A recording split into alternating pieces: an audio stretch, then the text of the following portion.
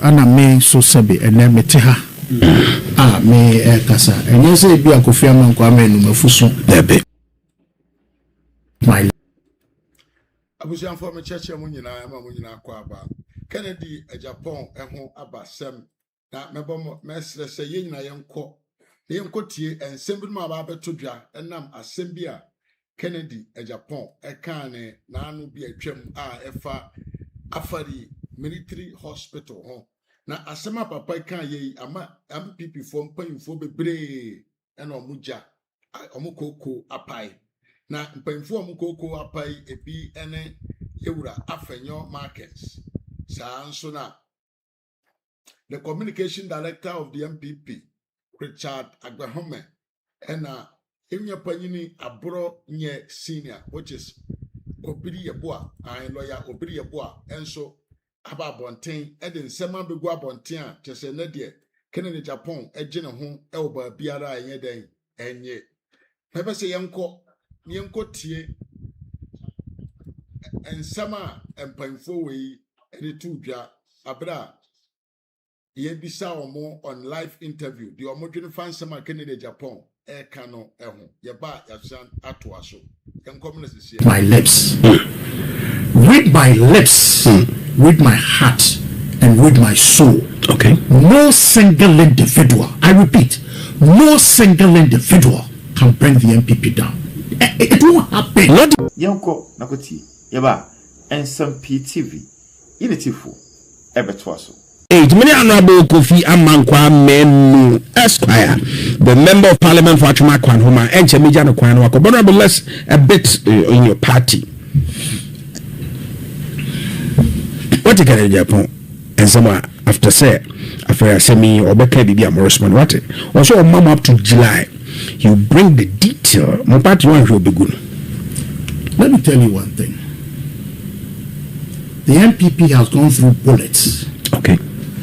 The NPP has gone through intimidation. The NPP has gone through separation. We still remain a party. The one phobia omudi omumuja omudi omukra and a toho emma sa party virtue adeba kwa yewura me amenu apanyi Kennedy Agyapong e kan say oka o say read my lips read my lips read my heart and read my soul. Okay. No single individual, I repeat, no single individual can bring the NPP down. It won't happen. Not even Kennedy Agyapong. No single individual can break this party down. Also, woman, June, July 2027. Read my lips. He cannot bring the NPP down. And read my mind. No single individual can bring this party down. No, not even Ken. But say, it be a war. Jebi dankwa. It make a two if you ask me you. I know you're correct. It be no woman mojao. Inipa a war party. Omo dosu pao. When to say their blood will not count for anything. Their blood, their death will not count for anything. You're paying for for no wrong done. And to some labor will not count for anything. The sweat, the hard times our forefathers went through, the death, the sacrifices they made will count for something. No single individual can bring this party down. As someone making or chinabi ubekasa kufibet na atai nipa baku bia ni wa ne kasa na neye epetimi ama party abafom nti wo ye bibia menia and now friend me say me mra me try e di enti na friend e ye NPP na ye me say I owe it to the NPP. Of course menia ken yati ni di ken e ye NPP ana ye ne say of course. No one person can bring the NPP down, I'm telling you. Anyway, so Charlie Bobby, yeah, those were men with gravitas in the party, of course. Anyway, now Morani media too. Oh, when Jay, are they?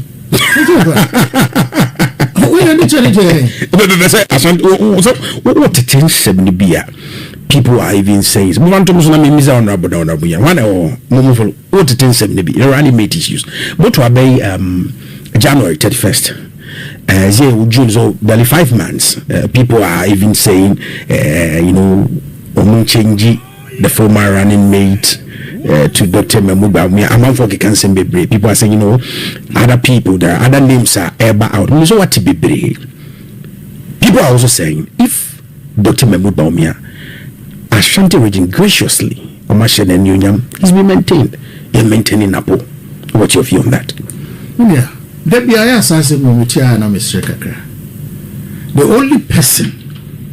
only person who has the right to change or not to change is Dr. Muhammad Bawumia. Make of fear me.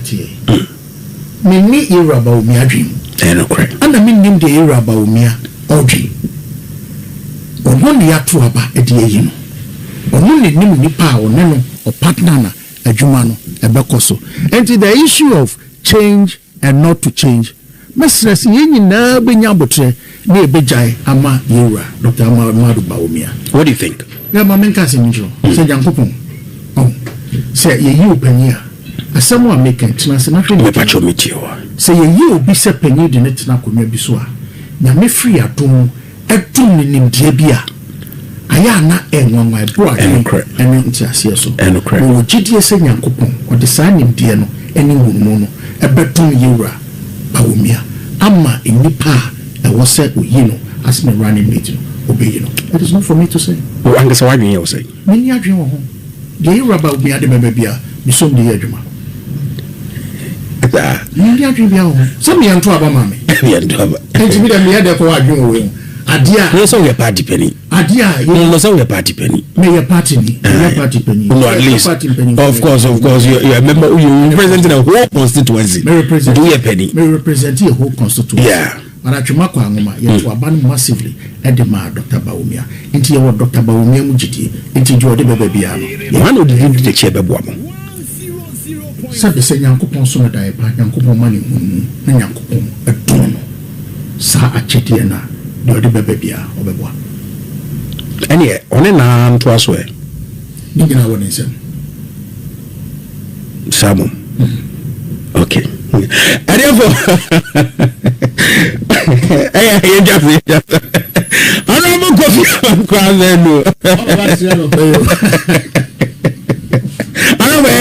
You just vote you who can you chat for because we say constituency elections if you are region so and national so yo achuma kwa ngoma this year madam Osiano pay na munti ana me so sebe ene mete ha me kasa enye se bi akofia man kwa me no mafuso debe ana se metri ho aye kwa bokwa achuma kwa ngoma enti na koso asre se yenyina yinim sa atwema kwa ngoma ye wo how aye how ene yakwan ye naye ye kuso epimpuno nim se eche ene beche nso enka na woka no kraba na woka moral right be na woka na di Kennedy Agyapong what they come from military hospital ho asem defense and interior committee awo mayim na sobjafie na we chairperson ya brewo opini ya brewo now we chairperson defense and interior committee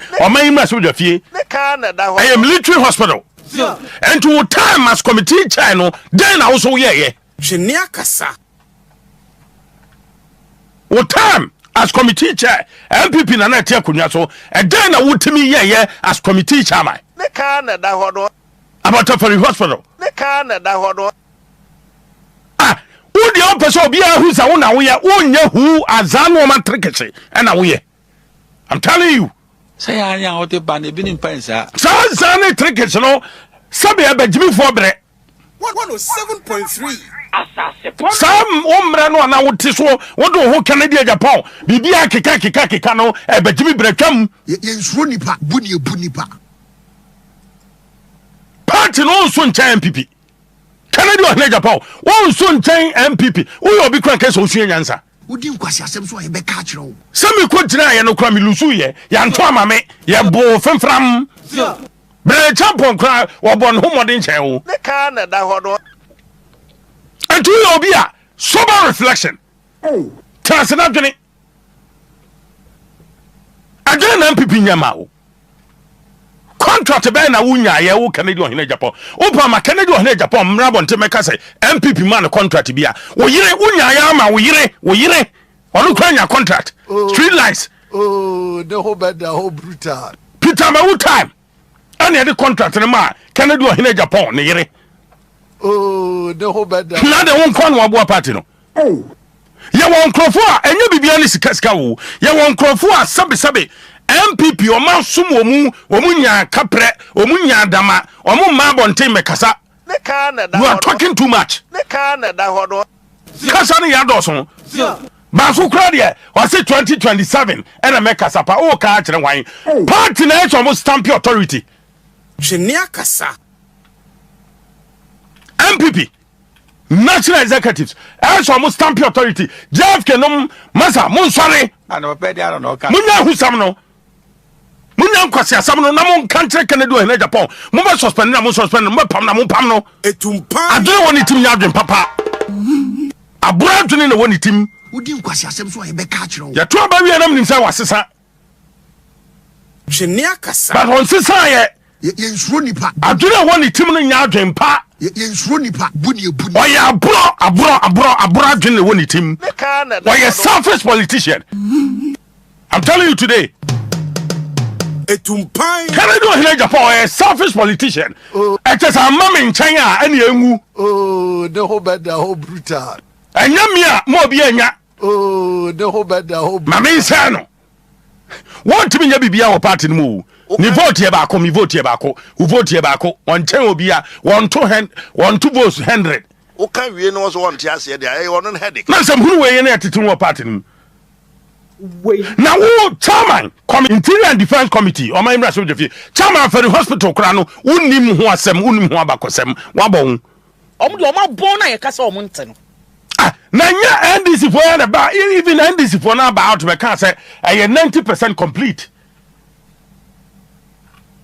98% complete and two year committee chairman then na okenkan then na okenkan who blame one PP who ye will be and can we a good honest politician wa ka kire won say me na me ye committee chairman mentimi ahwe ama ya nwie Ghana for mfanchemi that we can sympathize with you ne ka na da hodo hwenia kasa ba benjira bonte make kan se hunu ye bomu a no kra na dikan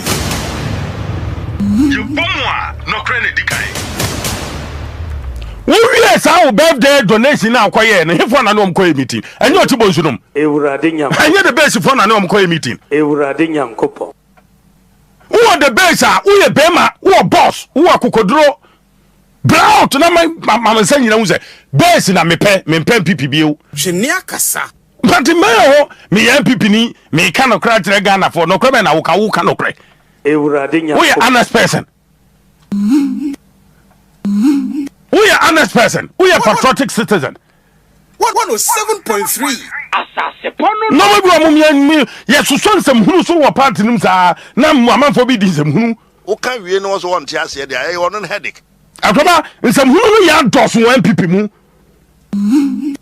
Palafoko yan suspend no Kennedy Agyapong yan suspend no a whole chairman a whole secretary now who is Kennedy Agyapong in NPP Udi nkwasi asem so ye be ka kire wo. party baba power enye ni pa ba akofo na de party baba o Yensuro nipa. Kennedy Agyapong wonu nko antimi for party MPP emma power Yensuro nipa buni nipa. ala nkojo chamantin so ba ni bi no woda na di no but o ye hufo hwenia kasa and want me out etumpan onyina nim ye bomu a no kra na dikan me na so party nim me ni ba wi a me nko ba bi a no di nsem hunu wo party no ye ja no di nsem hunu wey boy sa nsem hunu no wontwa so I think on this akoba tell Kennedy Agyapong sa ni nsem hunu no wontwa so anya sa contract e de ma no ne no ma wo ye 1 pp no some of us yes ye wo nkrata wo ho ye be kenkan ni nyina kire no but me nsro Udi nkwasi asem so ye be ka kire wo. ya fisam je to na bia wo kan no to sabe ba ka kire no nya sa nsem hunu no party na me no a won ka sa MPP a me no na won ko ala na front ko wa ko wu 107.3 asase pono no afrafanto wo tu ya petre afrafanto o wa hin ewurade nyam kopo Ewurade Nyankopɔn. Wapem. Kennedy won't me nyaman pain no Ghana. That's the gospel truth. Hard truth. Won't me nyaman pain no Ghana. Because when you're honest. Okay, we know what you say there. I want a headache. Won't me nyaman pain no Ghana. I'm telling you, Grabba, Kennedy can never be a president in Ghana. Ahoya and kuno because Bawumia be two ntino one peba Bawumia asem ntino wo bedi nsem hunu be semu but the nyame ache no hira no nyame na hira no o anya nipa nyame na hira Dr. Alhaji Mahmoud Bawumia so leave it ya de no ko wa ntimi ya be sa de na ko this one no akase wa bre forgets the elephant never. I repeat, whether you like it or not, Dr. Mahamudu Bawumia is the next chapter of this tradition. Oh yeah, Bawumia Baba. Oh yeah, Bawumia Baba.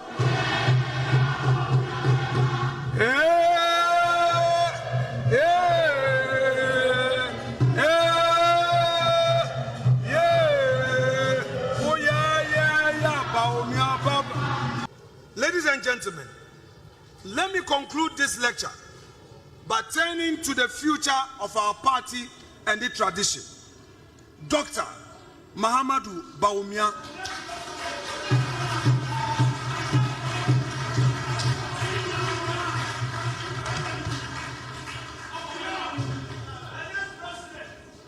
He is the next chapter of this tradition.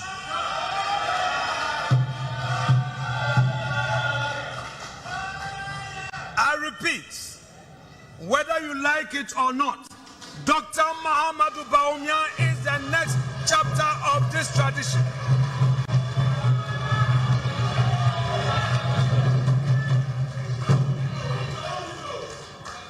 My dear students, every tradition that survives across generations must answer the same question each time leadership passes to a new hand. Does this successor carry the inheritance forward or only invoke its name? The case I wish to make in this final movement, in conclusion, is that Dr. Mahamudu Bawumia, as the current leader and presidential candidate of the New Patriotic Party, has done the harder thing. He has taken the abiding principles of the Dankwa Dombo Buzia tradition and translated them into a program suited to the specific economic and technological moment of Ghana that Ghana now faces. A moment defined by fiscal pressure, a youthful population in urgent need of jobs, and a fourth industrial revolution that will reward nations who prepare for it and punish those who do not. I promised earlier in this lecture that I will return to the name mentioned only in passing when we discuss the founding of the Northern People's Party in 1954, Alhaji Mahamudu Bawumia. This man sat among the founding figures of that party alongside Chief Dombo himself and went to serve as its vice chairman. He is Dr. Mahamudu Bawumia's own biological father. Therefore, Dr. Bawumia, who holds our flag today, is not new to this tradition.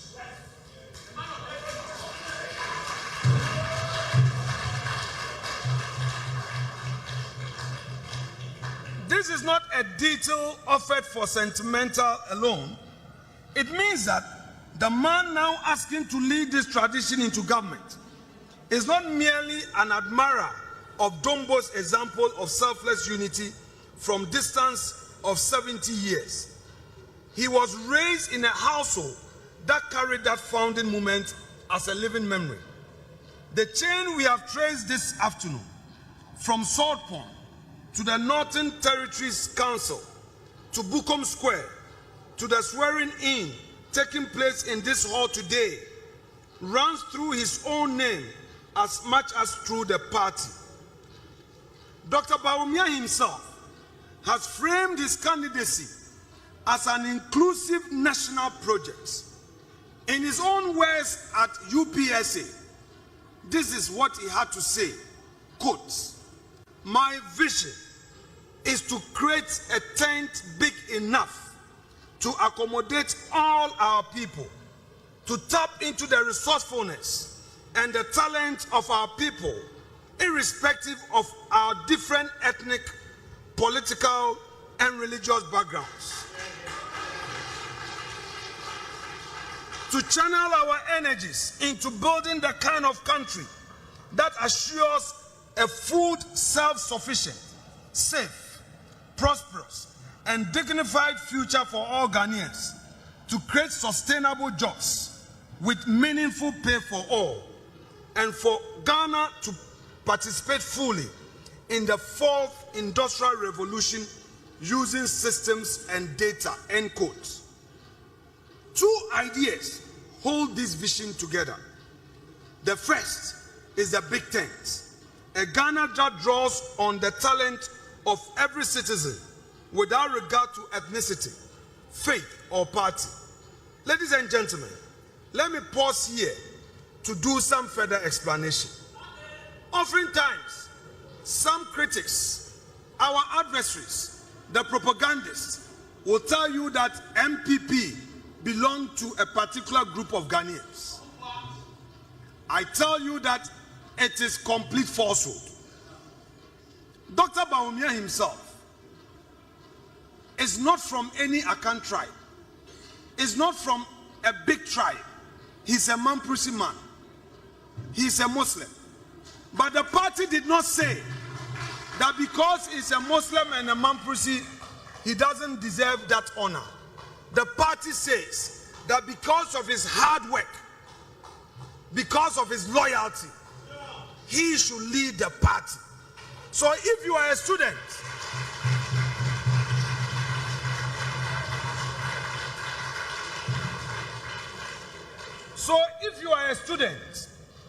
and somebody wants to take you away from NPP by telling you that NPP belongs to some group of people, belongs to a particular ethnic group, tell that person that our party, the NPP, is a party of diversity and inclusiveness.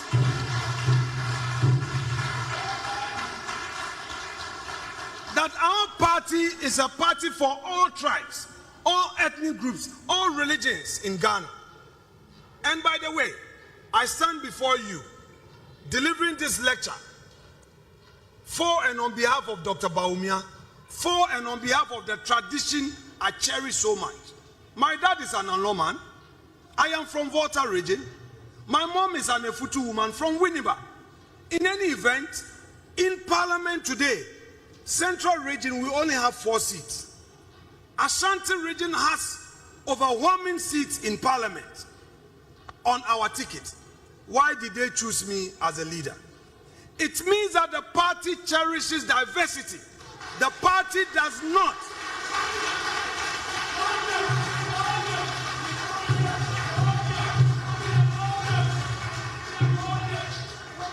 The party does not say, because you belong to Volta region, because you belong to a small community in Efutu, Winneba, we want a majoritarian group to lead the party.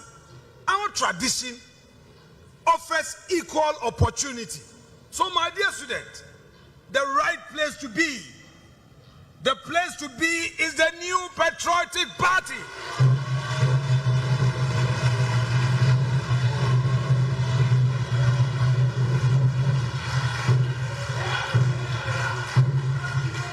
Let no one deceive you. This party would give you the opportunity. Work hard. No matter your tribe, go back to your community. Change the minds of your people. Tell them that the party that has so far put in place social intervention policies to transform Ghana is the NPP.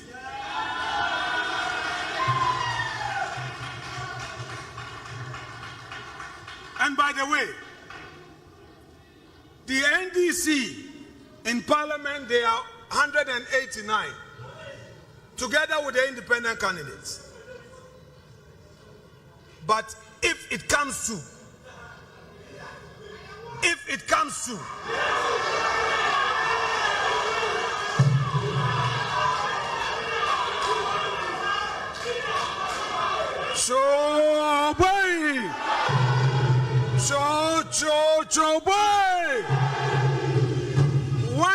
comes to debates on national issues, they cannot match the length of the trousers of the mighty minority. They cannot. They can have their 189. We don't care about the votes. We care about substance. And it's the substance that makes you relevant in national politics. So you, the students, must be proud of this party, this tradition. Associate yourself with the vision of Dr. Bawumia. When he talks about digitalization, he's not just making a rhetoric statement. He knows what he's saying. In today's world, it is digitalization that embodies every economy. A leader must understand the digitalized revolution to be able to lead. And trust me, NDC is going back into opposition, whether they like it or not.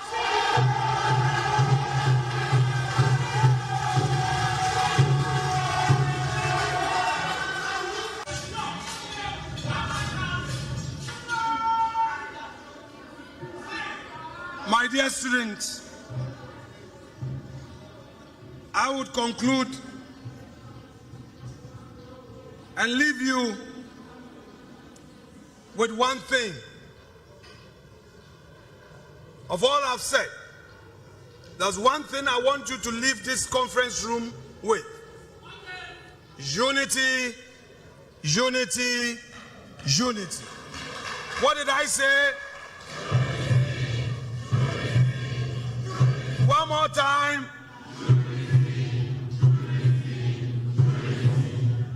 Let me attempt a little tree.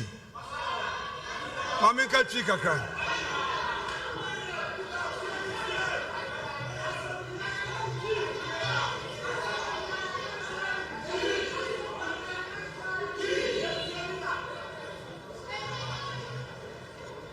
Mr. Mu, yen yanu mendisi fono. Omode ndada ne entro no omode ji aban to me. Ensem bebre no mo kan na enam se yen NPP for yenya abotre ama yen hunti yenya odo ama yen hunti omutumi agi tumi no efri yensa wohwe Ghana bokosamo ende maka no brofo akase yi a eye NPP amanye kuo no ena etumi edi ehihye papa ba ende obia di ho adanse ende Ghana amembuo ho hihye bi ekoso wo bo baako ebisa ni na NPP na de bae. It's out there and can say NPP co-opposition. Because Nkabom, Mr. youth amuha, Muamu was Suopon, Muye school. Not say Jumeniwa, what they are Brebono Konanami. It is Uncle way, my and your Mechi, Yankambom. Ye were leader Bakupe. Ye leader, Bakupe. Kugudu, Dr. Mahamadou Bawumia. Onwechi obi eni obio. Na misremu moma unity no enye adwuma. Cape Coast University Tescom. Omo yade kese bia me bom abaso. Me kotu omufo. E ka kire omo so omo nkan bom. Na omo ngina emma party ni na enyonyam. last week, meeting Sampedi. Say a Tescon former president, you know.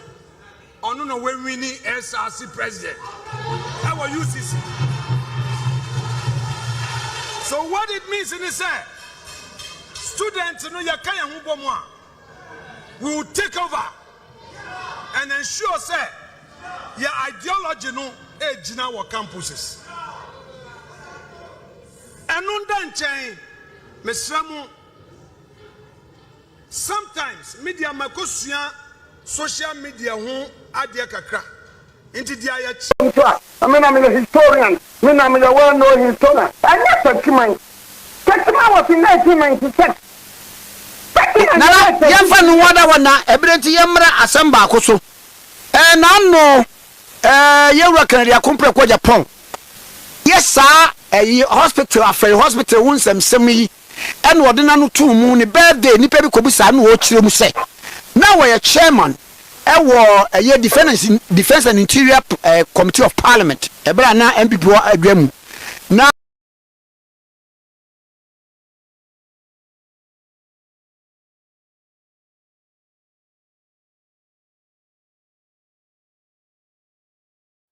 Abusampo videos na motie na the reaction of top MPP gurusa.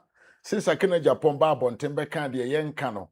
Omo nso no omoati aguma sabi ye kan bi e de kire Kennedy Agyapong ye pa. Na so hwe ni ye nipa ye di kan tie na asem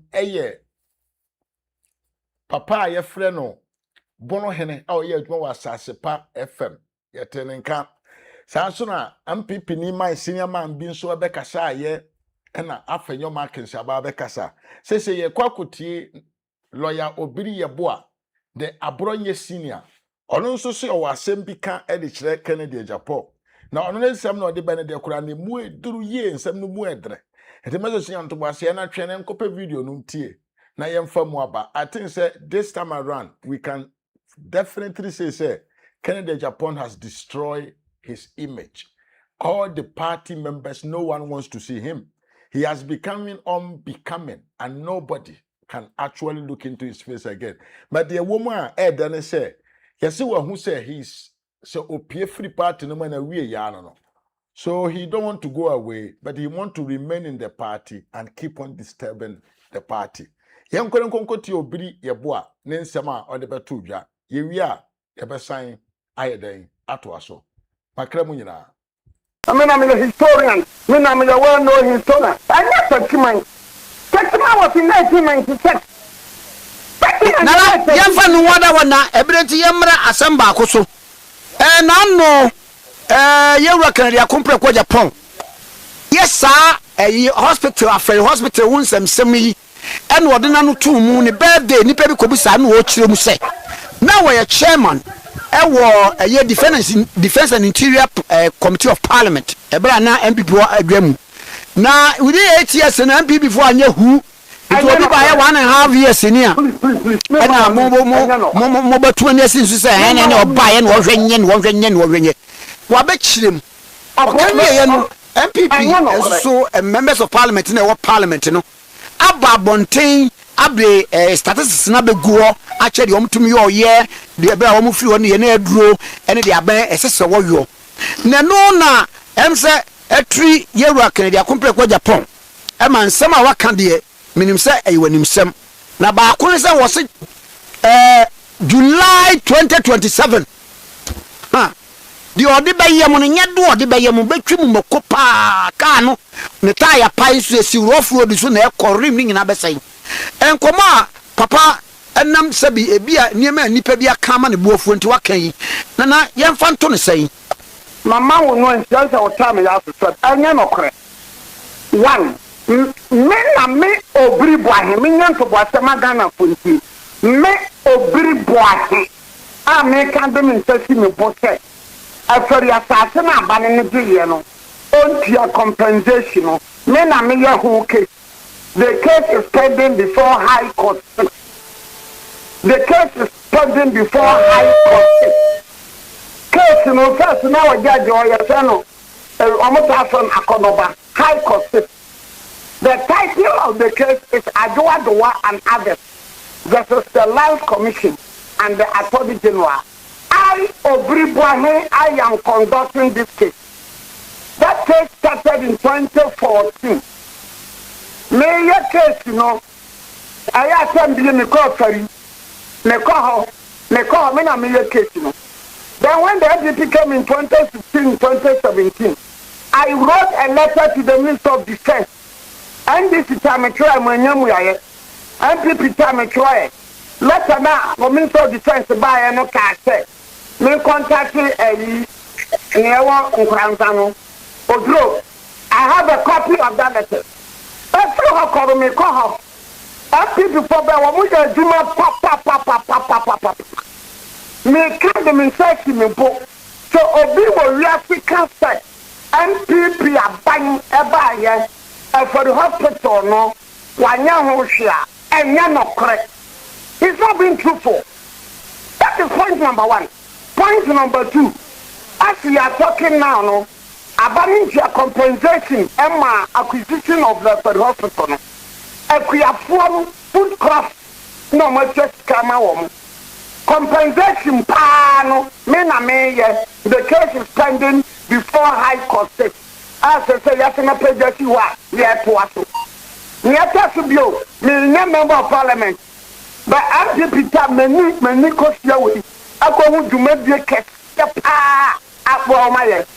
And this situation here.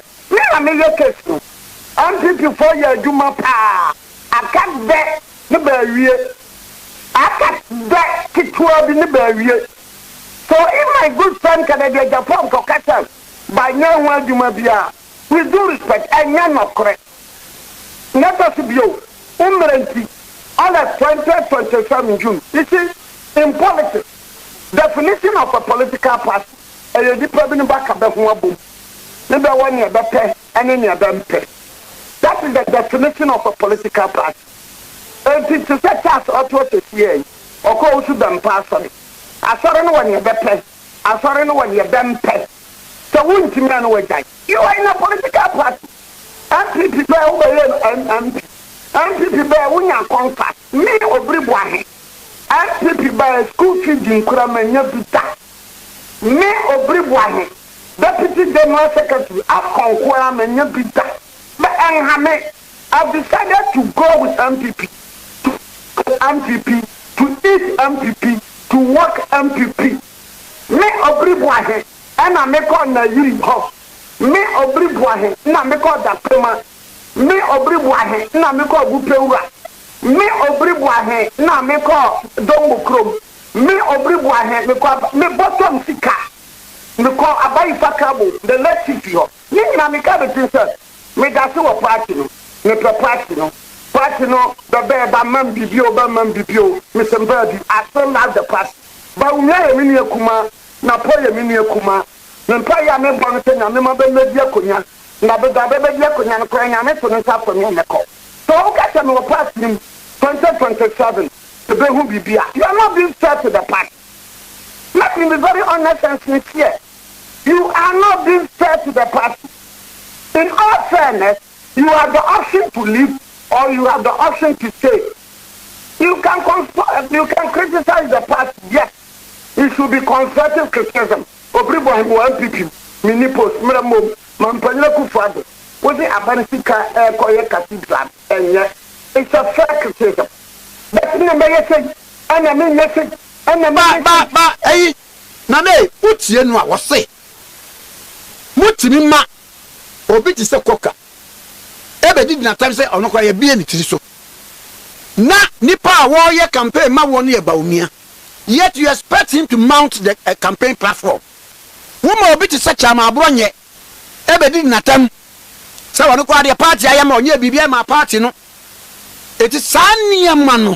No, but as former chairman of the Interior and then Defense Committee of Parliament say, one year BB true must be told. And no, so many nothing. I want to be a before by a man who can say. 2027, go back to Mustamia. NPP for after you, do much and party. Please, don't you? What it for because Samira or you Fulani? And somebody now what is out for the man can't Bawumia. And somebody now what is out for the can't Samira. But you know, maybe a opinion of the party. The fact that what is telling me kind, you know, I'm a man for one hour cast a woman kind. The fact that one buffalo kind, the fact that they are coca kind, the fact that as soon as I've been thinking, yeah, I'm paying for what party no more. We should draw the line. So do we also draw the irresistible conclusion that Binu Subala Bawumia is saying, Binu Bala Bawumia is saying, Binu Subala Samira is saying, Binu Sosiwaya is saying, and irresistibly, one outside the Kuti Pamaba can't ask them no one. We don't do that. But on me, Samimi, Kennedy Agyapong kwa Japan. And will be able to some affair who wants them. And I may can say, no credit, no correct. Me party for view what we are nyahwe. Na me a chairman. Eba say you can't see a call crown or mamma yanko or my pussy a pine. Or can we ye? And what Sababa can say? It will be a burn a Philip Fabiano and Gohana Guinea. Namuanka Samuanya Bibia. Na, and can no crown case be more friends a Ken. Charlie, eh? Where the else one Mr. Fatrica Crow? Same sense it will be our number. No more press conference. Now as a press conference now, why no? Would he be good anymore? No, you. Look, my brother, let's be very honest. Kennedy Agyapong is my friend. He has been my kind before. You continue to be my friend. He's my brother. He continue to whatever. But I am saying that, look, to say, sir, woman yahoshi, by nyashi, by nyabi piano. And you're different from, sir. The year be pa, na mombenye. Woman ye be pa, na mombenye. Woman be different, I'm a bemianu. Tell me so, me, I didn't have them catch them before. Oh, I don't want you, I'm a bemiano. Hey, me can be. Listen, me can be. But you know, me catch you. But ye be pa, woman ye be pa. But I can say, woman, now, piano. And so, one, well, meaning that piano. That is point number 2. So what can I say to Banyashi? No, I'm going to press conference. The year from store and I can be womb. There be 3. So individual be about the can assembly. Efa obi one. You don't conclude. Say, binum na she binumupa. Anti Sadia Monchan 2027. We don't do that. We don't do that. No, you are in a political party. That is why I started with the definition of a political party. That is why I started with the definition of a story. And when you're better, you may do all my Uber to me, and you may be more. I saw the way that by Nunam, another new preco, and I'm a caster, and so now and can move about growing into better than that. But you know, to say some woman, yashi, by yashi, but the year be prepared, the year be cried, change the NDC government. It is so about why do we vote? We vote to change for the better. You are too about reset. NPP, you are 90% to cry 100 into your too much action. And to waba also better was. You don't need to complain, say, what's not some feeling okay.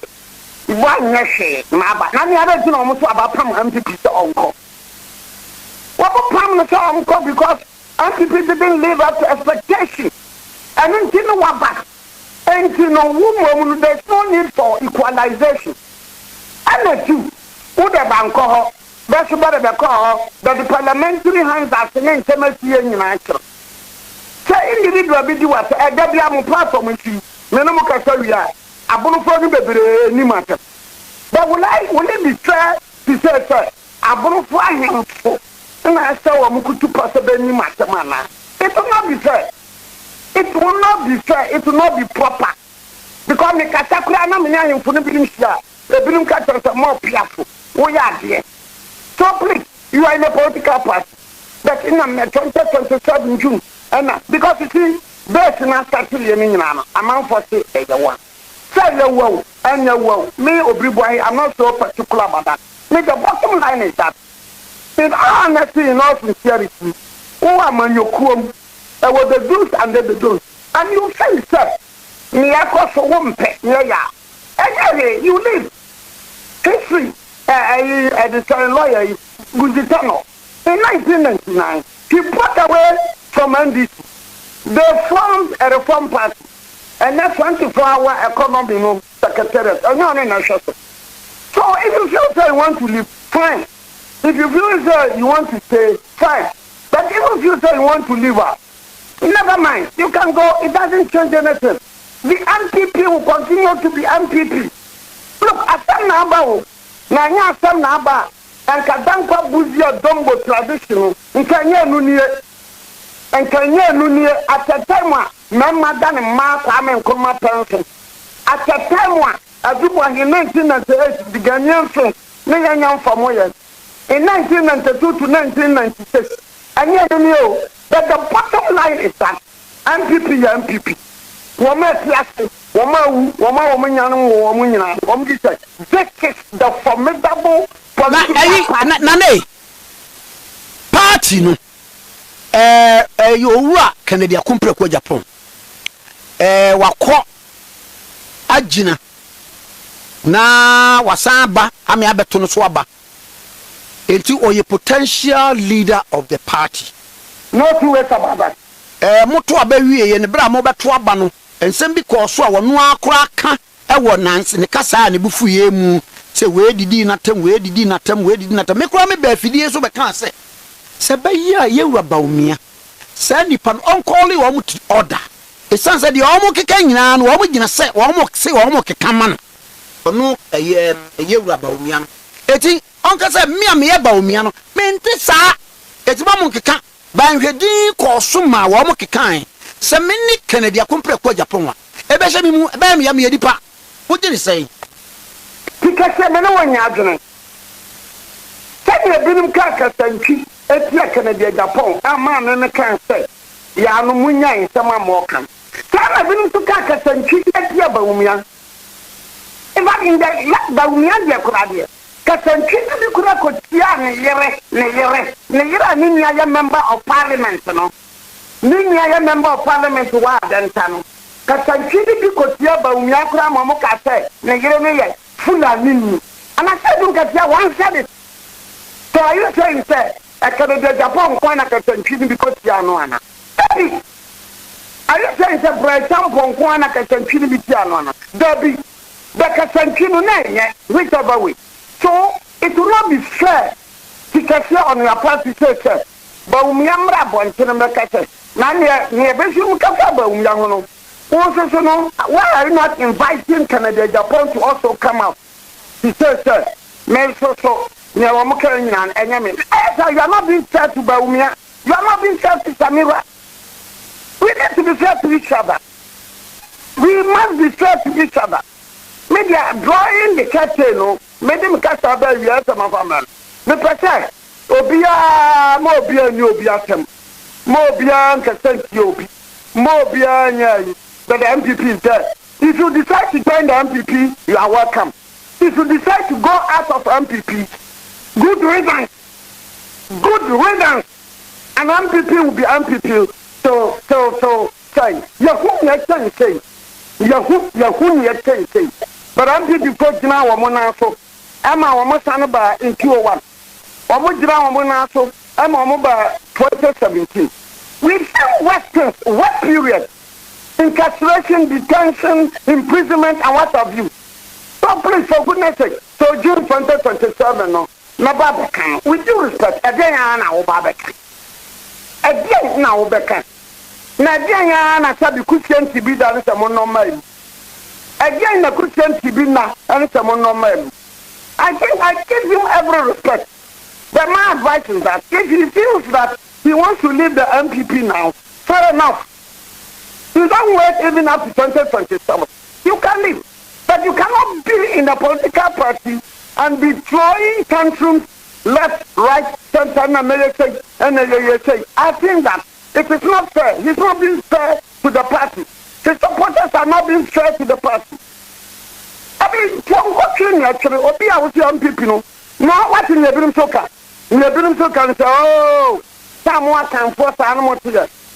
Bawumia, even when a flag bearer back, akani bi ananka opɛ wanya ɔte no ho kɔte no ɛnɛ so Bawumia asena wini biewa akani foforo no ho what is asɛm ebinum so ka what is asɛm ebinum so ka saa mo akanfoɔ no saa na mo te and it looks like there's a justification in what some of them are saying but me dem nyinto so tell Bawumia mo man akuma ntutu me pobatutu akogu bipom me pobatutu akogu nsom apimbato benkum apimbato nifa na Nyankopɔn aba ɛwɔ so no wo mo bedi Bawumia ne napo wo ma sama ma wo mo Nyankopɔn wɔ soro Nyankopɔn wɔ fam sɛne Nyankopɔn ɛhwɛ nipa sɛne Nyankopɔn hwɛ aboa no ma Bawumia nakoma ntutu ma napo nakoma ntutu NPP ni bia wu temi ne bia no hwɛ soro hwɛ fam